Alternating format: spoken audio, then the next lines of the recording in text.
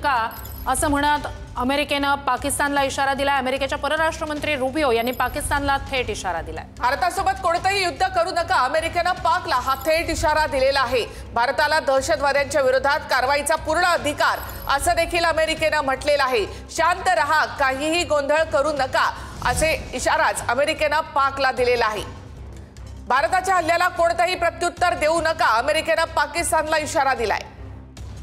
तर भारतासोबत कोणतेही युद्ध करू नका, शांत रहा असंही अमेरिकेनं पाकिस्तानला ठणकावलंय। भारताला दहशतवाद्यांच्या विरोधामध्ये कारवाईचा पूर्ण अधिकार आहे असं देखील अमेरिकेनं पाकिस्तानला सांगितलंय।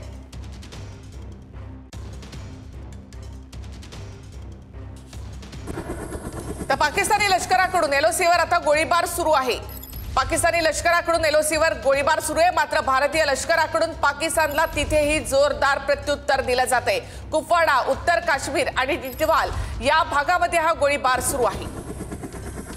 थेट आपण जाऊयात आमचे प्रतिनिधी कृष्णा सोनारवाडकर यांच्याकडे। कृष्णा, भारतीय लष्कराकडून देखील आता पाकिस्तानला जोरदार प्रत्युत्तर दिलं जातंय।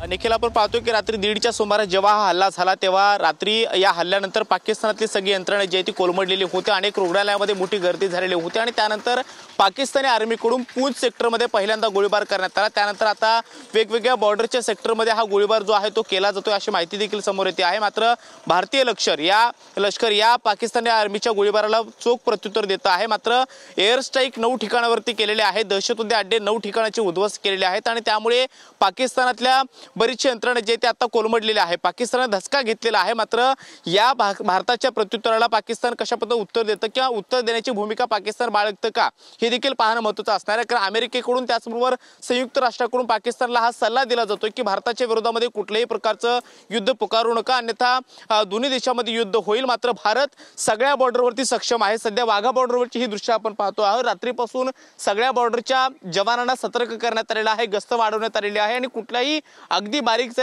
सारीक हालचाली ज्या आहेत त्या सुद्धा कॅप्चर केल्या जातात। शिवाय कुठलंही अजून तरी पॅनिक वातावरण या पंजाबच्या पूर्ण बॉर्डर लाईनवरती झालेलं नाहीये। सगळे जे गावं पंजाबच्या बॉर्डरपासून अगदी जवळ आहे तिथे कुठल्याही पद्धतीचं पॅनिक वातावरण अद्याप तरी झालेलं नाहीये।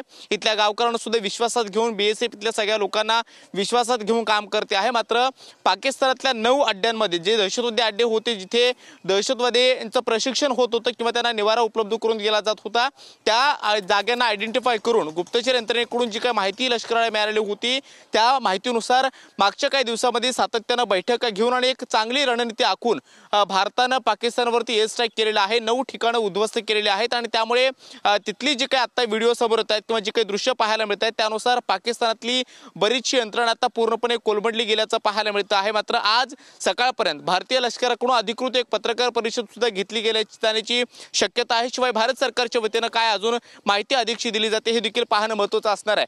9 ठिकाणांची माहिती आतापर्यंत देण्यात आलेली होती, ज्यामध्ये 9 ठिकाणी काही ठिकाणे जी आहेत ती पाक व्याप्त काश्मीरमध्ये आहेत, तर दुसरीकडे पाकिस्तानातील पंजाब भागामध्ये सुद्धा हा एअर स्ट्राईक जो आहे तो रात्री 1:30च्या सुमारास करण्यात आलेला होता आणि अशीच ठिकाणं आयडेंटिफाय करून हल्ला करण्यात आला जिथे दहशतवाद्यांचा तळ आहे किंवा दहशतवाद्यांची ठिकाणं आहेत, अड्डे आहेत, अशा ठिकाणं टार्गेट जे आहे ते भारतीय लष्कराने केलेलं होतं किंवा वायुसेनेने केलेलं होतं। मात्र भारतानं हा हल्ला करताना एक गोष्ट आपली भूमिका स्पष्टपणे रात्री सुद्धा क्लिअर केलेली होती, आता सुद्धा सांगण्यात येतं की पाकिस्तानातील जनता किंवा पाकिस्तानातील मिलिटरीवरती म्हणजे आर्मीवरती आम्ही हल्ला केलेला नाहीये, मात्र दहशतवादाला थारा देणाऱ्या ठिकाणांना आम्ही उद्ध्वस्त केलेलं आहे। त्यामुळे दहशतवादाला कुठेही थारा दिला जाऊ शकत नाही हे भारताचं स्पष्ट मत आहे। त्यानुसार एअर स्ट्राईक जो आहे तो रात्री 1:30च्या सुमारास करण्यात आलेला होता। एकूण 9 ठिकाणं जे दहशतवाद्यांचे अड्डे मानले जात आहेत, त्यामध्ये महत्त्वाचे ज्या बॉर्डरच्या त्या बाजूला असणाऱ्या बऱ्याचशा आतमध्ये किलोमीटरचा हा पट्टा आहे, तिथे अशा ठिकाणं आयडेंटिफाय करून भारतानं एअर स्ट्राईक केलेला आहे आणि एक मोठी ही कामगिरी मानली जाते। कारण पहलगामच्या हल्ल्यानंतर भारताच्या सगळ्या जनमानसामध्ये किंवा भारतवासींच्या मनामध्ये पाकिस्तानला एक चोख प्रत्युत्तर द्यायचं आहे किंवा द्यावं लागेल अशा पच्ची भावना होती आणि त्यानंतर ऑपरेशन सिंदूरच्या माध्यमातून हे उत्तर भारतानं पाकिस्तानला दिलेलं आहे। त्यामुळे आता या सगळ्यामध्ये युद्धजन्य परिस्थिती जी काही निर्माण होते आहे किंवा जी काही चर्चा मागच्या काही दिवसापासून होते आहे, त्यानंतर आता पाकिस्तानची रिॲक्शन कितपत महत्त्वाची ते देखील पाहणं महत्त्वाचं असणार आहे. कारण भारतानं आपली ठाम भूमिका जी आहे ते जाहीर केलेली आहे की कुठल्याही पद्धतीचा आतंकवादी किंवा दहशतवादी हल्ला आम्ही सहन करणार नाही, त्याला प्रत्युत्तर हे ठामपणे दिलं जाईल आणि त्यानुसार पाकिस्तानाच्या हद्दीत घुसून हा एअर स्ट्राईक जो आहे तो भारताने केलेला आहे. त्यामुळे आता आज दिवसभरामध्ये म्हणजे कालपासून जी तयारी होती किंवा केंद्र सरकारने जे काही निर्देश दिलेले होते त्यानुसार आज दिवसभरामध्ये मॉकड्रिलच्या चाचण्या प्रत्येक राज्यामध्ये घेतल्या झालेल्या होत्या आणि जाणार होत्या. दुपारी 4च्या सुमारास देशभर मॉकड्रिल होणार आहे आणि त्यापूर्वीच मध्यरात्री